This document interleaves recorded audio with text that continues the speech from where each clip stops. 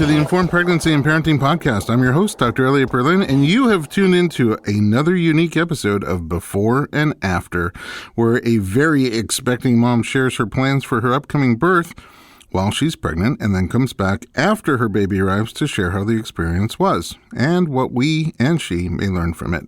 Our co-host today is Angelica Ortiz. She is the contributing and managing editor and, what are you, social media queen at Informed Pregnancy. It's true. Yeah. Chiropractor, almost. Doula, 6 brand months. new doula. Mm-hmm. What don't you do? Sleep. And windows. Today's guest is Marisa. She's currently 35 weeks pregnant and has been working on a very interesting birth plan that she'll share with us shortly. And she's also an eco-friendly florist and does eco-friendly florism. That's the thing I made up. Okay. Welcome to the podcast. Thanks for having me. I want to know more about eco-friendly florism because I didn't even know there was a thing. Right. You know, everybody looks at a flower and thinks, oh my gosh, that's so beautiful. It's probably good for the earth. Mm-hmm. But in truth, 80% of flowers in the United States that are cut flowers, what you buy at the grocery store, at your local florist, they're imported, which brings with it some troubling Bugs. With some troubling problems, not necessarily insects. It kills them. It kills the insects? Well, it can. So what happens is you've got this issue of the unregulated pesticide use in certain countries where it's not like we're really good at that here in the United States, but it can be worse in other countries. Right. You have the fair trade issue where it could be poor working conditions or even child slave labor. And then you also have the carbon footprint of bringing it all the way from New Zealand and Japan and Mexico and Ecuador, all these places, not to mention the fact that once it crosses the border, it has to be fumigated again. So you get a lot of toxins on those plants. But they're so pretty. They are so pretty. And we always smell them. That's the worst That's part. right. Yeah. Let me just inhale all these yummy chemicals. Yeah, right. And I mean, I work a lot with brides. So imagine a bride standing at the end of her aisle about to make this great, big, huge commitment, this beautiful movement of love. And in her hands are this, like, icky, toxic. It's just seeping into her. It creeps me out so bad. So I drew a line in the sand when I started my business that I was only going to use flowers that are U.S. grown because at least we can rely on those regulations and on the regulations of the workforce. And that it really limits the carbon footprint on how far those flowers are coming to get to me. It makes it so that my flowers are seasonal. I cannot give you a peony in December. Darn it. Yeah, I know, but brides have been, if they've grown accustomed to be able to get whatever flower they want almost any time of year because of this worldwide network of flower growers. But it has done almost a detriment to the flower farmers of America because they live here and they've been sort of outsourced. And so this whole movement started up in Washington State, and it's kind of trickling down. It's really big in Oregon, and it's also fairly big in the Bay Area, though down here in Southern California, there aren't very many florists like me, where we just say no. And these are the flowers we can use. I can make something beautiful any season. It just isn't going to be any specific flower unless you know that you love a certain flower and you book your wedding during those months. What month do I have to get married for a peony? I'm just curious. So if we renew our vows. Yeah, it's a spring flower. So, starting in April, I can bring them in from Alaska or Minnesota as late as July, but I'd prefer not to. So, as far as the West Coast goes, it really is over June 1st. That's interesting. Do you have materials that you give out to your clients, or do you have a thing on your website like which flowers are available in what seasons? I should create something a little bit more detailed. A lot of times I'm not getting brides that are seeking me out because of my eco-friendly nature. Mm-hmm. They just don't really know. I mean, there's so much about weddings that people don't know because they only get married once, hopefully. And so this information isn't really passed around. And so when they say, hey, I like your work. Hey, can you come do my flowers? I have to kind of educate them. It's a big process. But it's getting better. Yeah. I'm actually starting to see planners and coordinators kind of start becoming aware, and they're sending me business specifically because they want the way I do business. Eco-friendly florism. I had no clue Eco-friendly that even florism. existed. You're right. Yeah. Okay, just a quick question. It's a good thing you listen to the podcast, It's a good, Angelica. yes, Yeah. exactly. So is that a reason why some flowers like last longer than others? Because I've noticed like when I like get flowers from different places, some of them last like 2 weeks, and then others last like 3 days. Well, each flower is different in and of itself. So, for example, a dahlia really only has a 5-day vase life. So you cut it, you put it in the water, it's got 5 days. That clock is ticking. A camellia has 24 hours. Oh, So each flower is very different. Wow. Okay. And then, but I do think there are chemicals I've heard that are used by some florists that they even spray on after they've made an arrangement that makes the flower last even longer. And I don't even know what that is. I can't even look at that. Well, now obviously we can't go to the supermarket and get flowers anymore. My son loves to get those packets of food, and he's convinced the more he puts in, the longer they're going to live. It may So be he true. cuts It's a them little bit open, true. and he just like I've even heard remedies of like putting an aspirin in there. It's the same. And, like, You're just limiting the bacteria. Okay. So the big culprit that what gets flowers to wilt is bacteria growth. And so if you can, some florists, even I sometimes put a little bleach in my water. But another thing I don't do is use green flower foam. I don't know if you know what that looks like, if you've ever taken an arrangement apart and you see this green foam. Yeah, actually. It is really, really toxic. Oh, so we shouldn't be playing with you it. It's shouldn't fun to touch play it with. your Yeah, bare it's like Don't touch mold. it. No, don't touch it with your bare Don't let the fingers. kids put it in their mouth. No, please don't Wow, put it but in your it's mouth. green. It cringing. must be healthy. Yeah, it doesn't biodegrade either. So Wow. it's going to be around for a long time putting chemicals in the Wow. landfills. Thank you. That's really cool. I had no idea.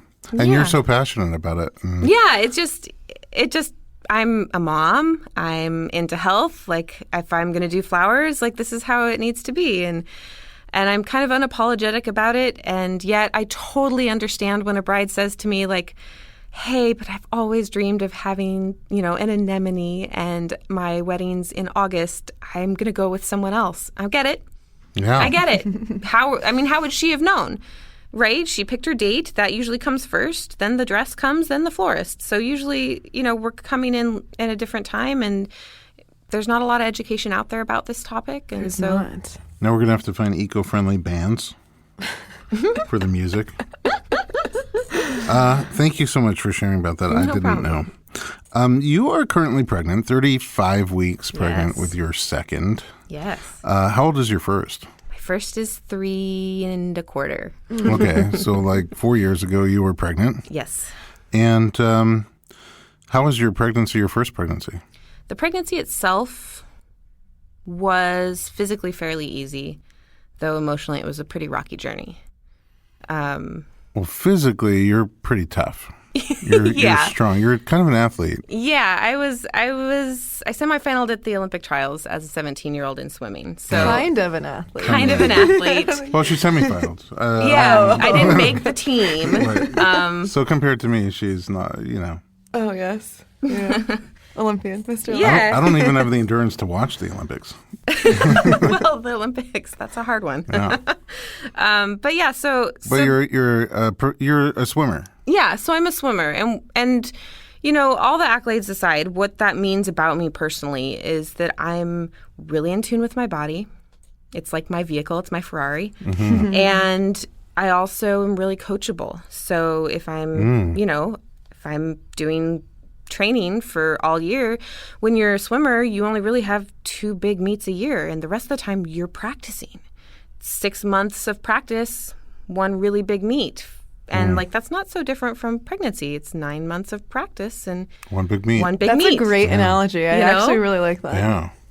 Well, that's really really cool. how I felt about it. And you are very coachable in that way. Like with direction, you can take it really well. Yeah, it's you kind of have to. If you've got swim coaches yelling at you on the sidelines or teaching you how to do it or do it better, and if you can shave a half second off of an event because you shift your arm just a little bit different, that makes a big difference. Ferrari moves on to the next round. Right. Yeah. Right.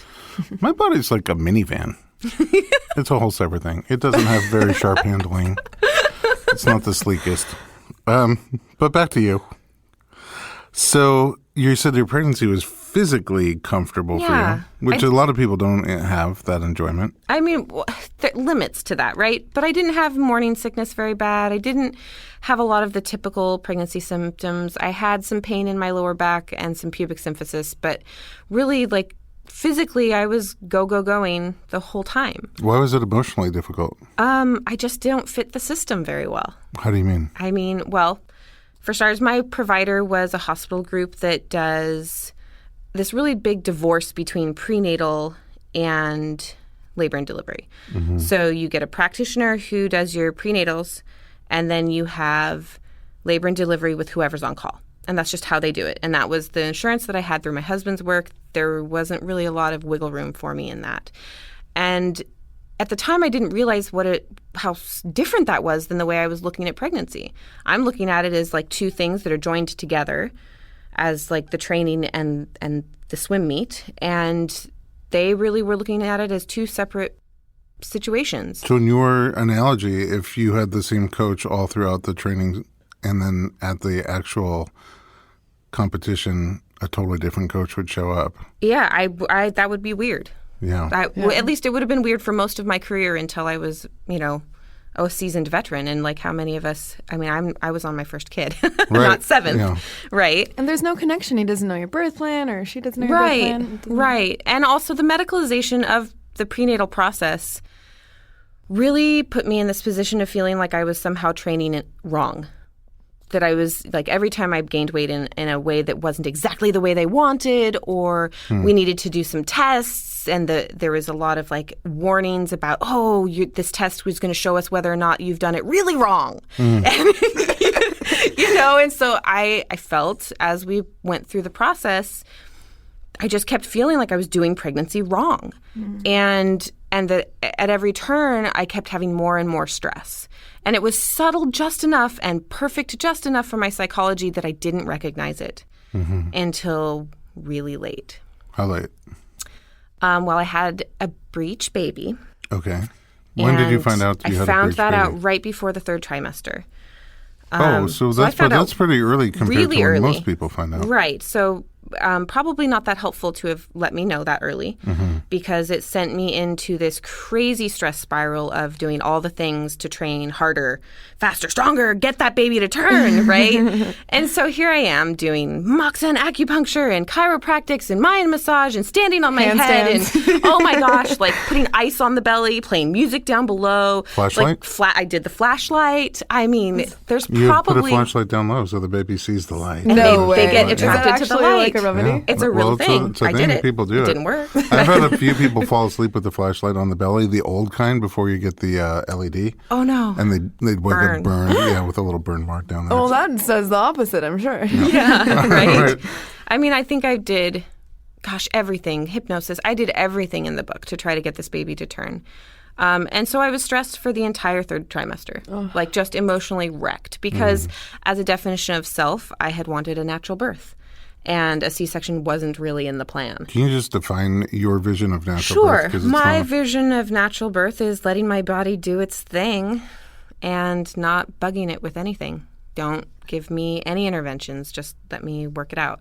Is that your life in general? Yes. It kind of seems like it. It sounds like your personality. Like, I'll just do it. I'll just do it. Just leave me alone. Right. Just give me time. Give me some space. Yeah. I'll figure it out. We'll get it done. Yeah, that's really who I am. And so that was what I wanted. And this whole threat of a C-section looming kind of ruined the last trimester of pregnancy, not just for me, but also for my husband. Yeah. He was so worried about me, and I was so stressed out.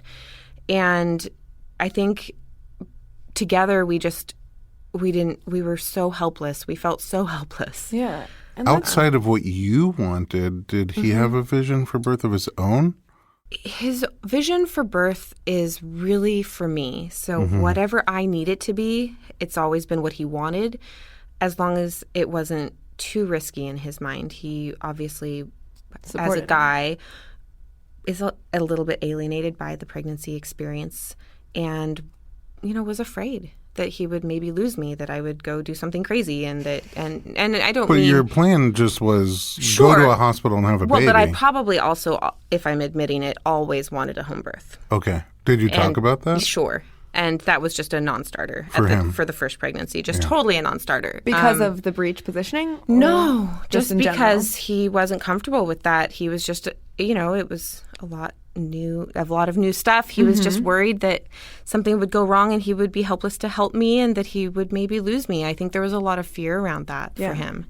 It's common. It's very common. I think it's common. I think it's common among men and women. And, 98% of women have babies at the hospital. So it's 98? Yeah. Wow. So it's a foreign, roughly 2% have out of hospital birth. I think it's growing now, but it's still a gross minority, right? A vast majority of people have their baby at the hospital today in the United States. So it's something that you would think is really on the fringe. Yeah. Well, and I think he felt that way. And so, but he was on board. He was super supportive, on board with the birth plan, on board with trying to get that baby turned. I mean, he would come home from work and he would go straight into moxa burning on my toes. Like, poor guy. He really was doing his absolutely best in this very strange situation we found ourselves in. We, at the time, knew of only 3 doctors in the LA area that would birth a baby breech vaginally. One of them you couldn't book yourself into because he was in that program where only if he's on call can you have him. The other was home birth only, which obviously was... That was out of the question. Out of the question. Baby, that was out of the question. That wasn't going to make him more comfortable. That wasn't going to help. And then there was another doctor, and we consulted with him. And I was willing to basically come out of insurance world and pay for everything out of pocket if this was a good fit for us. And, sometimes you meet your tribe and sometimes you meet someone that's just not in your tribe. And we just couldn't get there. So we kind of went back to square one.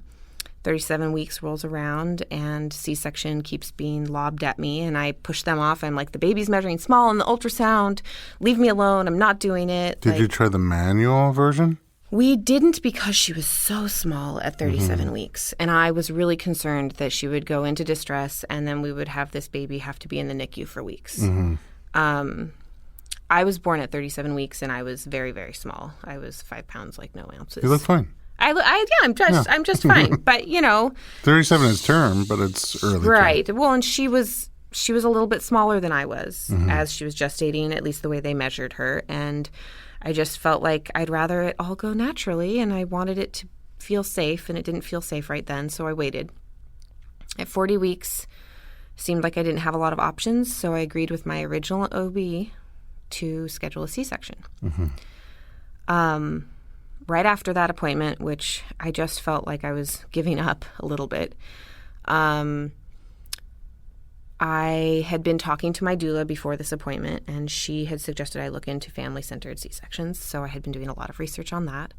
And I'd come up with this great birth plan that if I have to have a C-section, this is how I want it. And what kind of things did you want? I didn't want my hands to be strapped down. I wanted the baby to be able to be skin to skin immediately. Just more of like gentle C-section. Gentle C-section. Yeah. Just, Did you want to see? I couldn't decide on that one. I don't know if they some places still don't offer that. And I honestly, I'd never had any kind of surgery, so that part was still a little bit scary for me. Sure. But the skin to skin and my ability to bond, and I had some big questions about the drugs used because I'm really sensitive to drugs. And so she sent me, after we scheduled, right down to have a consultation with an anesthesiologist. And he was also not in my tribe. Oh, really? He was really arrogant and met my questions with actually an outright lie. When I called him as politely as I could on that lie, he told me that my other option was to just have the hypnosis instead of anesthesiology for my C-section. What? Yeah. So I left there pretty upset, and then I got in the car and started driving home trying to figure out, like, okay, what do I do now? That was awful. I won't trust that guy with my life. And the nurse called me to go over my family-centered C-section choices for my birth plan and informed me that none of them were allowed, and she even used the word illegal. Like, What? I don't even know. Under what law? I know. I was like, I don't think I was very nice in my response. At that point. No, I was not graceful. So I decided at that moment at 40 weeks that my entire hospital and my OBGYN who I'd been seeing for 40 weeks, they were all fired.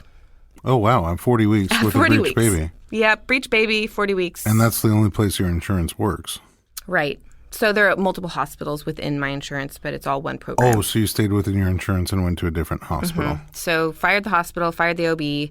I had been doing acupuncture with a midwife who also worked at a hospital within this program. Fired the anesthesiologist. Yes, I did. Especially him, right? I went basically into her office at 40 weeks and 2 days and had a meltdown.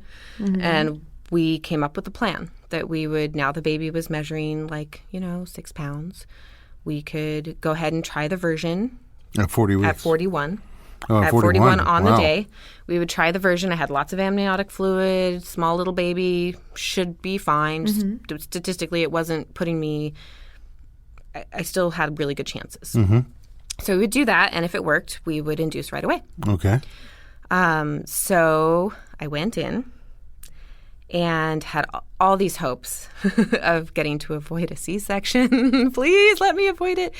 And I remember the doctor giving me the drugs to kind of numb your uterus before they do the manual version, and his hands were shaking.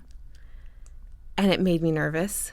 And then I decided I'm just going to be strong through this. It's fine. Relax. Strong relaxation. Big deep breaths. And every time he went to turn her heart rate plummeted to a place where they were all very uncomfortable. And I was sitting there just so at a loss and frustrated with this. And I felt like my baby picked up the phone and called me through my blood vessels and said in my ear, "Mom, I'm all tangled up. I cannot turn. I would turn if I could. I just can't." And it was the first big parenting decision I had to make. Yeah. Like, this is not what I want. I do not want a C-section, but this little child is telling me that she can't turn. It means waiting another week isn't going to make any difference. And if I trust that, then I might have to do something I really don't want to do. And it was a really hard decision, but we checked with the midwife that was working with us, and she said, well, of all of the people at this hospital to be here on staff today to do a C-section, we have, my favorites. And so I said, well, I'll meet with them. See if they're in the tribe. Right? Find out. At this point, I've met with enough. Tribe Marisa. Yeah. So the anesthesiologist was wonderful. Aww. He answered the questions intelligently. He answered them scientifically and with reason. He agreed to take out the one drug I was really concerned about that makes me feel like death. Which is? It's Zofran. It's anti-nausea. Anti-nausea, yeah. Yeah, it makes me have apocalyptic migraines. Wow. So I just really was like, I don't want to have a baby and also then have this terrible migraine. Can we keep that one out? And he agreed to not have my hands strapped down. The OB agreed to all the family-centered things I was asking for. It seemed like I was going to get everything I wanted. But that didn't really make it non-traumatic. Yeah. If your whole self is defined by this one thing and then you have to go against it, there's a certain dissociation that happened as I walked my body into that room. And it definitely felt violating to do this to my body when I wasn't really wanting that, and having to give up so much control of my body when it's my body. I've been driving it hard my whole life, you know? But it was fast and it was painless for the most part. And the baby was on my chest, 7 minutes later. Wow. So that was really great. Yeah, that's amazing. But the nurse, while the OB and the anesthesiologist were on board for the family-centered things I was asking for, the nurses were uncomfortable with it. Wow. And they call the shots? Evidently, they call the shots. No kidding. So my nurse... Which parts were they not okay with? My nurse was uncomfortable with waiting around with the skin-to-skin while they were stitching me up. She was shifty. She was anxious. She didn't really like standing there. You could tell. And then she said that I was almost done being stitched up, and she suggested that my husband and the baby go to the recovery room and wait for me. get ready for me. And so I said, okay, because I was thinking 5 minutes, and 45 minutes later, I'm actually done. Wow. So I spent 45 minutes with no baby, no husband, no. No support. no support. No. And, I could hear them talking about the stitching they were doing and shoving my body around. And it is a teaching hospital, so there were multiple young people there listening and learning, which was fine with me, but also a little bit invasive feeling at times. So then I finally got to the ready room, got the baby, decided I wasn't going to let the baby go. Yeah. That was it. She was staying on me. Like, I was super loopy. I was like a balloon on a string with the drugs. Like, I didn't feel like myself. Just out of curiosity, Yeah. did you have a lot of nausea because there was no anti-nausea drug? No. Interesting. So you didn't even need the Zofran. Didn't need it. I think there are a couple different anti-nauseas they put in that cocktail. So Oh, they it was just maybe one that you had wasn't in something there, else. I think. But I don't remember exactly. But yeah, and I decided pretty quickly that I wanted to get out of there as fast as I could. And the first nurse was really wonderful. Mm-hmm. Once they got me to the, not the recovery room, but the next your room. She was wonderful. She helped me she was like, well, if you want to get out of here, let's just treat you like you delivered vaginally. What? So you only stayed for a day? I stayed for barely 48 hours. Wow. Yeah. She helped me. I got out of bed at the same pace as a vaginal birth. I did everything I could to be out of there as fast as I could. But then when she went off, Uh-huh. I ended up getting a series of not very wonderful nurses. One I actually had to send out of the room. And she punished me later by showing up an hour late to give me my pain meds. Oh, my goodness. So it was really not a fun experience in the hospital for me. But you left 48 hours? I did. I left 48 hours after You surgery. hauled your Ferrari out of I there. hauled my Yeah, Ferrari and my well. baby, whom I did not put down unless she was in the care of my husband. Like, that baby did not come off of me until Your Mini Cooper. my little Mini Cooper. That's right. Whoa. I have more questions about this pregnancy and birth, but we're going to take a little break and Yeah. come back and address those questions, and then also find out this upcoming birth that you're planning for. So, Oh, I should mention, yeah. she had the cord around her neck 3 That's times. one of my 3 questions. times. Oh, you. Sorry. She did. She did. It was real. Well, come back anyway Sorry. after this Yes, come commercial back. break. There's Sorry. more where that came from. Yes. You're listening to the Preview. Informed Pregnancy Podcast.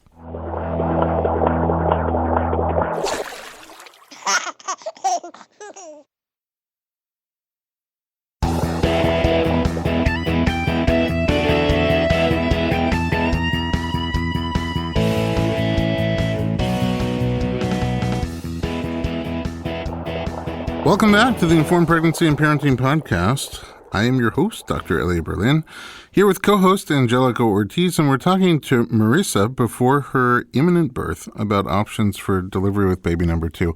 Right before the break, you read my mind. I wanted to know if you learned things about the pregnancy, about why the baby might have been breech after your cesarean birth, and you said the cord was wrapped around the neck 3 times. And my placenta was really high. And I think her head was just pretty much tied right down to it. I remember during the C-section, the OB actually came up to the top of my uterus and had to use her elbow to push the baby out. During the cesarean? During the C-section. Wow. Yeah. She was wedged right up in there, tied up pretty tight. How big was she at birth? 7 pounds, 2 ounces. Oh, so healthy. Healthy, Average. nice size, 41 weeks, not a very big baby. Yeah. Just, the ultrasound measurements had been pretty accurate, I think, up until that point. I know that they aren't always. And you bolted out of the hospital 2 days where most people stay 4 days after a cesarean birth. Yeah, I was not staying. What was your recovery like at home? Physically, it was, I went for my 1 week and then 2 week and however many checkups you do. And everybody, all the doctors I saw, because I had left my doctor at the other hospital, I just saw whoever they had because I was kind of done with it. They all said I was recovering on pace with like my vaginal cohorts, but I didn't feel that way. It felt really terrible. I wasn't able to sit up for a very long time. I didn't feel like I could be left alone with my baby for 2 weeks because I wasn't physically able to even take care of myself. Sometimes I got stuck on my back in bed and I couldn't get up. And I felt then like I was not able to be the protector I should be as a mom. And that really got in my head. And Was it difficult to feed your baby? You know, I was really lucky that because I did all that skin to skin, and during all that skin to skin in that 48 hours, I didn't put her down, and she pretty much nursed every inch of colostrum out of me until I was super raw. The day that I got home from the hospital, so we're talking, day 2, end of day 2, my milk came in, and I had overproduction. I didn't have a lot of breastfeeding problems. In fact, I think as a way to bond outside of the medicine that made me feel so disconnected, that breastfeeding was the way we bonded. I breastfed for 2 years because I don't think we really wanted, either of us wanted to let go of that bond because it was the big, strong, only bond we really had in the beginning. Well, you guys had the strong connection in utero, too. I mean, you, felt the feeling that she, couldn't be turned, and she told you, Mom, you can't. Yeah. So breastfeeding wasn't so bad, but I did have a lot of PTSD and postpartum stuff to wade through over the birth process. That really, how'd you sort through that? Are you still sorting through that? I am still sorting through that. I think I've done a lot of work on it. I do this form of therapy that merges chiropractics with it's called neuro-emotional technique. Yeah. And it kind of merges kinesiology with emotional perspective and nutrition and chiropractics, and kind of looks at the whole body. I've been seeing this guy up in Oregon since I was 4 years old. Wow. He's probably one of the big reasons why I was such a good athlete, because I was able to get over my head space. I'm not the biggest swimmer out there. Most swimmers are 6 foot, and I'm not. I'm 5'6". I don't have really big hands. I don't have really big feet, but I had a head and a drive that couldn't be reckoned with. Yeah. So that whenever I would go to Oregon, I'd make sure I'd take a run over to see him and, start putting the pieces back together little by little. I joined some support groups online so I could read other people's stories and post-cesarean support groups? Okay. Post-cesarean and VBAC support groups, because right away I knew I was not going to just have one, and that I wanted the next one to be different. Well, here we are. Yeah. 35 weeks pregnant with the next one. Yeah. And so you knew from the beginning you wanted to try for a VBAC. In fact, it was one of the big conversations we had was make sure you double stitch me, because I know that people like that. We're gonna be before you had your cesarean. Before I had my cesarean. Wow, you're a planner too. Yes. No, did you and your husband talk about VBAC? We did briefly right before we had the C-section, and it was just always assumed after that. Okay, because some people are nervous about them. And I know he was nervous about home birth and about breech birth, but he's okay with VBAC. Yeah. He also was a swimmer. And so we share this really nice space where we understand our bodies, and he can give me the validation that, if I understand my body because I was a swimmer, then you understand yours. Lamborghini? Yeah. Yeah. The Lamborghini and the Ferrari, you know? I like it. Yeah. So now, when did you plan this pregnancy for this time? I did. It fits really well with wedding season. Oh, that's great. That's smart. Yeah, smart. the fall months, there's not a lot of weddings. It's easy to take time off November, December, January, February. No peonies? Yeah, no peonies, not very many flowers really at all. Yeah.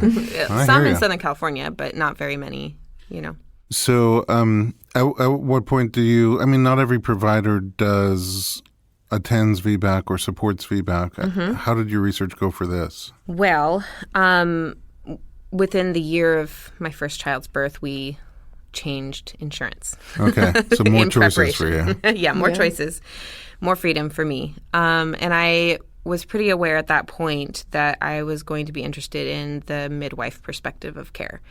And so I had been recommended by a friend that I should look into this group of midwives that works at a hospital so that I could appease, my husband's fears and also still be at a hospital, but then be in the midwife model. So that was always kind of the no-brainer. That's what I was going to do. That was the plan. It was only just when we would get pregnant next. So we finally were ready and got pregnant, and I went and checked them out. and we were in that program. Most things going okay, but that program also is 5 midwives, and you meet all 5 during the prenatal process, and whoever's on call is who you get. Well, that's a lot better than what I had come from, but you still have 5 different doctors or providers that are working with you, and they all have to be in your tribe. They all have to be in your tribe. Were they all in your tribe? They were not. They were not. So, gosh, I think I started seeing Dr. B early because I also wanted to make sure that all my mechanics were working so that if, in fact, it was a mechanical issue that made breech the last time, that we were beyond that this time. And then, gosh, I think it was about 24 weeks or so, about halfway, I met the third midwife in the group, and I had a couple questions.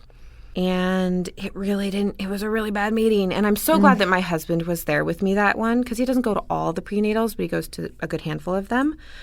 In fact, no, it was 20 weeks because we found out the gender that day too. Which is? A boy. It's a boy. Yay. First in my family in over a generation. Really? Wow. Yeah, it's pretty. You better double check.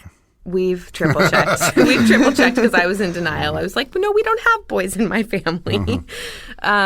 Things are already looking different. Things are already looking different. Yep. This meeting wasn't very good with the midwife. She might have been just having a bad day. People have bad days. But she had a bad birth or something. She was cycling on some pretty big fear. And so her answers to my questions were fear-based instead of fact-based. Big difference. That's a pretty big difference, especially for someone like me who at this point, I have my own PTSD things I'm trying to deal with. And I'm acutely aware that, if I flip into fight or flight during labor and delivery, like I'm really hurting my chances of succeeding. Sure. I mean, just like anybody else, though. Basic science, right? Like what mammal is going to be running for their life from a lion and continue to push a baby out, right? That's just not how. Even a cat, if you turn on the lights, they stop laboring, will walk around with a kitten hanging half out of them, right? And go into a dark place to finish laboring. That's amazing. Yeah, it's just basic evolution, I think. So I've really been trying to manage all things PTSD and fear this pregnancy. And so the fact that she kind of cycled down these answers all about fear and the graphic details that she was describing. It was not good. It was not good. And I turned to my husband after that meeting. I was like, okay, I know I have a little PTSD.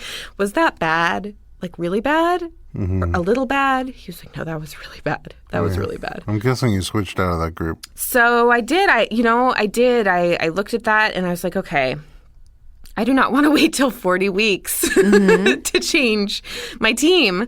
At the first sign of this not being a good fit, I want to start exploring other options. And, we talked a long time about it, and I recognize I might have just been also really reactive, so I gave them one more shot. I went and I met another one of the midwives on the team, talked to her about it, and she was able to answer my questions appropriately. She apologized for her colleagues' responses. Yeah, I work with that group. I think they're super awesome. I think she was. They're great, but at the end of the day, it has to be a good match for you. Yeah, they're in other people's tribe. Yeah, well, and then the issue of weight started coming up again. I just don't gain weight at the right times, I guess, and so that kind of poked me. I was just like, leave me alone. Yeah. Leave me alone about my weight. I'm good. And so I got some great recommendations from you and kind of went down the list and ended up finding a midwife who is absolutely perfect for us. Oh. She... but not at a hospital? Well, at first we met her with the idea that she would maybe operate as our doula. Well, a monitrice. A monitrice, right. So if you don't know what a monitrice is at home, it's just when your doula sort of is a midwife who's acting as an in-between. And this magical powers that they have is they can monitor the laboring mom and her vitals and her health and even her cervix, and they can also monitor the baby in ways that doulas can't. They can listen for the heart rate and things like that.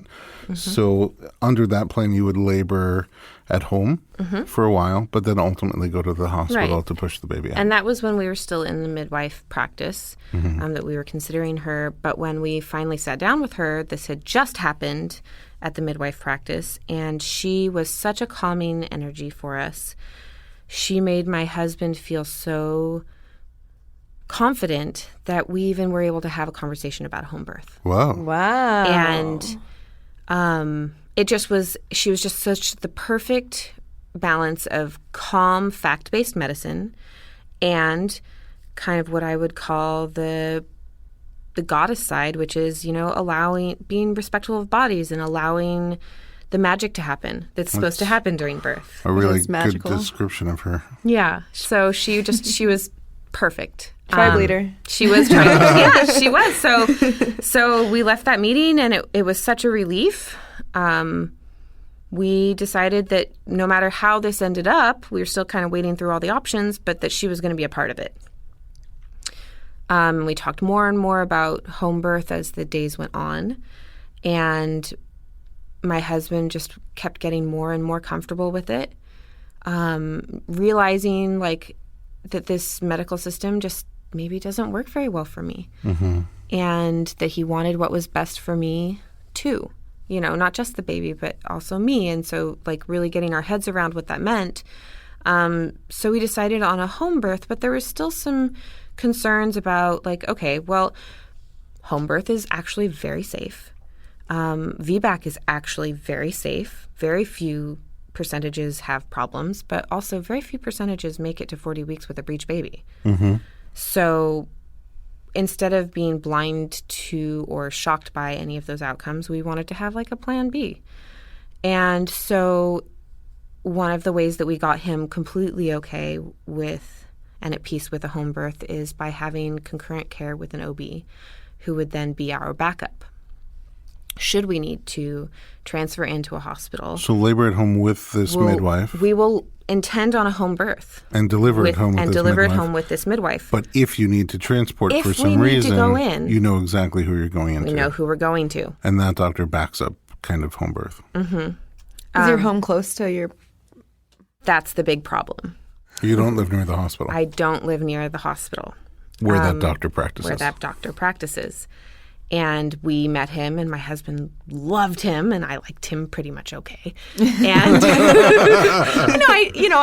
as much as I think someone who's been shell-shocked by OBs could like any OB. Yeah, it's a big compliment coming from you. Yeah, really. So we decided that we would home birth, but we would not be home birthing at our home. We will be home birthing at the hotel across the street.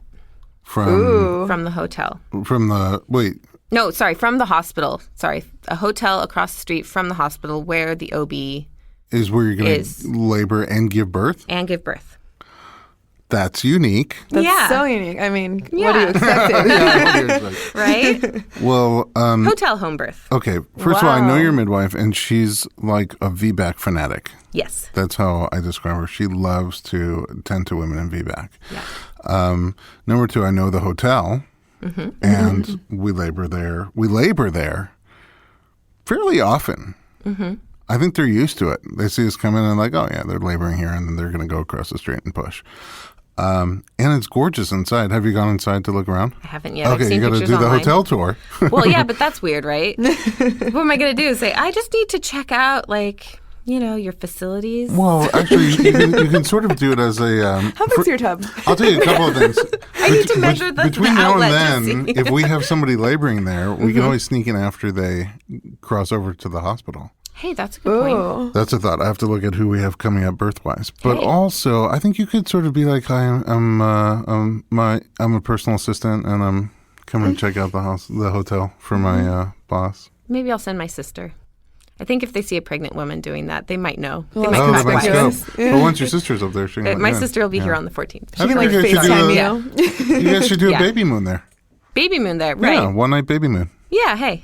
Why not? Well, that's how we'll feel about it, I think. I mean, I think I probably want to get home right away too. Well, trust me, they have beautiful big tubs in their suites, and they have nice showers, and they have a nice bed. Yeah. And it's a really nice environment, and there's really great stuff around it in terms of walking around if you need to walk around or want to. Cool. But I don't know of anyone who's actually given birth there. Yeah, I mean, it's a little bit different. But I mean, what are they going to do? Room cervix? Check me? Say it's time to go? I always tell them, you guys should offer this as a real service. I didn't think about birth. I just thought about labor. Right. And I told them to call it womb service. Yeah, there you go. Womb service. That's a Thanks nice for one. calling I the like that hotel. one too. Womb service. We can have like housekeeping come and clean everything Sure. up. That's amazing. This That's is- actually brilliant. I love the idea. Well, we've been really thoughtful as we plan to. Like, we want to be respectful of the space, and we don't want to leave it like an unbelievable mess. So we're kind of putting plans into place to make sure that everything's ready to go and not going to be totally destroyed. Sure. When we labor there, we leave it very clean. Yeah. Yeah. I mean, they don't know. It doesn't. You don't walk in and feel like, somebody gave birth here. Or, Right. I mean, I think that's our intent. Right. My house sort of looked like a crime scene after a home birth, but that's just because when my wife got out of the tub with all the gooey water, like nobody thought to put something underneath her, and so the grout sort of took on the redness. And then I had to go out to the drugstore and get hydrogen peroxide and toothbrush to scrub it all up before the kids woke up. Yeah. But we left it looking, Yeah, so I have the hydrogen peroxide, and everything is going to end up in this nice little rolling suitcase. So, it looks like I'm just a traveler. Yep. Just checking in. Just passing through. And you're literally 2 minutes from your hospital. Yeah, right. It's So- just across the street. Does the doctor know you're planning to give birth at the hotel? He does. What does he wow. think of it? He's He got a does. good sense of humor. So. He does have a good sense of humor. He thinks he's actually in a lot of support of it. Yeah. He and I talked about I could stay at home, and then, depending on traffic, it could be 40 minutes, it could be an hour and a half. Yeah. And we talked that through, and he really felt strongly that, given the PTSD possibilities, which I'm doing very well, I am not spinning out or anything very much these days. I've done a lot of work on getting centered, but we have to be sensitive to our triggers, and Sure. and so on the off chance, he just said, let's just make sure that we're taking those factors out of the equation. I think being across the street's the best idea ever. I think aside from the weirdness of actually giving birth in a hotel, but look, it used to be weird to labor at a hotel, and now we do it all the time. Aside from the weirdness of giving birth at a hotel, it's brilliant. I mean, it really is well suited for what you want to do, and it's so close to no room at the inn. Hopefully there's room at the inn this time. Right? Yeah. I mean, even when you register, you have to say how many people are staying over. It's like 2 on the way in and 3 on the way out. Yep. Be interesting. That'll be I interesting. wonder if they find out if they give you free hotel for. Oh my gosh, they totally should. Yeah. I bet they will. And just pretend it was spontaneous. No, they won't, because then lots of people are going to come give birth. That's at true. the Yeah, hotel. I think we're going to kind of just, put the baby under our arm and shuffle out. It'll be interesting. We'll see how it goes. Are you going to take pictures? I'm not really an in front of the camera person, So is that a generally no? speaking. So no, there probably won't be any pictures. My husband will have photo rights, so he'll get to take pictures with his phone, and he did a really good job with our first. Oh, great. But other than that, I think I just want to have a really small group of people in there. It's just Who are the people? It's just my midwife, her backup or assistant, my husband, and myself. We decided not And eventually the baby. And eventually the baby. We decided we probably wouldn't be doing a doula this time, though we were going to do a doula if we were in the hospital. It felt like we've really been exploring that aspect of it too. And my husband and I really want this to be just about us. Very intimate. That's nice. Yeah. Sounds really nice. Yeah. Yeah. And he's just, I don't know, he's so much more calm this time and strong, and he really has kind of gotten over any of his fears too in a way that's been really beautiful, and has lent a lot of strength to me in That's so nice. in the Likewise, days. you seem calm and strong also. Yeah. Well, thanks. Hope so. And your baby's head down. He's head Yay. down. 35 weeks, This so that's this good little boy news. knew I was going to be nervous about that, and I think he for listening. me has been head down since like 20 weeks. He hasn't really changed. Good. So And that's you've been good working news. hard on your hips and pelvis, getting them loose and open. Yep, do that. And what else have I been? Everything. I did a lot of stuff. What Are did I do? you a bath person? I know you're a water person because Yeah. competitive swim. Yeah, I don't know. In general, are you a bath person? In general, I am. They calm you down? Yeah, Yeah, but so. I don't know. I've never been in labor, you guys. No, Like no, I've never actually. you have helped. the option. I don't know. You yeah. have the option, but I just mean, what comfort measures are you going to have available to you? Sure. One of them is a bath. One of them is a bath. I used to have this sort of ritual pre-race where I would just be really quiet and kind of do my own little meditation. And there's a certain series of stretches that I do right before I get up on the blocks and take my marks. And Mm-hmm. I think I'll probably do that. Yeah. You should. Don't dive into the tub. I It's won't big, dive. but it's, yeah. I won't dive. but I think there's a certain kind of body recognition of like, okay, we're gonna all show up and get keyed in. Like every muscle, every cell needs to be ready to go on this. That I'll probably do those stretches at some point and go through that routine at some point. But yeah, I think I'll be. I don't know. Can you picture yourself giving birth in water? I can picture it, but most often than not, that's not what comes naturally In your mind? In my mind, You're on land. yeah. Okay. Yeah. Who knows? But I don't know. Well, the great thing is, Only time will tell. you- Right? Not time that will much tell. time. And you've agreed to come back and tell us how it all went down Absolutely. with 1 or 2 snaps from your husband's phone. So Hopefully he gets the stretches. That would be cool. Oh, yeah, that's great. I think the whole thing would be cool to document. Mm-hmm. Not the birth itself per se, but just the whole thing. Like we're going to process. the hotel now, Checking like, in. checking Checking in. in. Like Party this would be too. a very interesting series of pictures in my book or video Yeah. clips. Yeah. Well, thank you so much, first of all, for teaching us about ecoflorism. Yes, Yes. absolutely. I I'm learned a never lot smelling about natural that. normal flowers again. You have such a great, strong energy and determination. Like you know what you want and you just go for it. And it makes me feel so bad about myself. So thank you for that. It's an interesting birth plan that I've never seen or heard of before. The closest I can remember is a patient who rented an Airbnb for a couple of weeks and Yeah. gave birth in there. That's smart too. Yeah, the timing's hard. Yeah. Yeah, the timing's You've hard. got to When do you really book it? spend a lot on Airbnb to make sure you're going to be there at the right Yeah. time. And I really look forward to hearing your story when it comes back. I'm Me excited too. for you. Me too. Thanks for listening to the Informed Pregnancy Podcast. If you enjoy our program, like us and leave a comment on iTunes. For some reason, that makes a big difference, the queen of social media told me. And take a second to share us with your friends. Visit us online for access to our blog, documentaries, and our series on YouTube, The Real Midwives of Los Angeles, and other pregnancy and parenting resources at informedpregnancy.com.